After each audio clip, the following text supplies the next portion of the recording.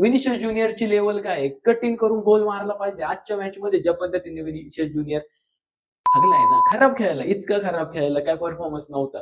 आणि Kylian Mbappe Vinicius junior एका team मध्ये खेळणं खूप अवघड आहे. विनिशियस ज्युनियर खेळतो लेफ्ट विंगवर आणि किलियन एम्बाप्पेची आवडती विंग आहे लेफ्ट विंग. पोझिशन कोणती आवडती? Left wing, left of the pitch. Vinicius Junior, Kylian Mbappe overlap होतात. त्यांना कळत नाही विनिशियसला कधी पास देऊ एम्बाप्पेला, एम्बाप्पेला कळत नाही आता मी कुठे जाऊ. जर Mbappe as a centre forward खेळतोय मध्ये असला तर विनिशियस त्याला क्रॉसेस टाकू शकतो, कटबॅक क्रॉस टाकू शकतो. पण विनिशियस ज्युनियर कोणाला टाकणार? मध्ये तर एम्बाप्पे नसतो, रुडिगर येतो, रुडिगर मागून येतो, किलोमीटर वरून येतो रुडिगर. तिथं सेंटर बॅक म्हणून खेळतोय, इथं सेंटर फॉरवर्ड दिसतो तो. काय चाललंय काय कोणालाच माहित नाही. तर हे दोन प्लेअर एका टीम मध्ये आणि त्यांचे इगो तर इतके हाय आहे ना, काय कोण हँडल करू नाही शकत. वालवर्दे आहे म्हणून रिअल मॅड्रिड चालली भावांनो, बाकी काय नाही. वालवर्दे भाई या बॅच साठी खेळतो, खूप मनासाठी खेळतो, ह्या जर्सीसाठी वालवर्दे खूप खूप मनापासून खेळतो.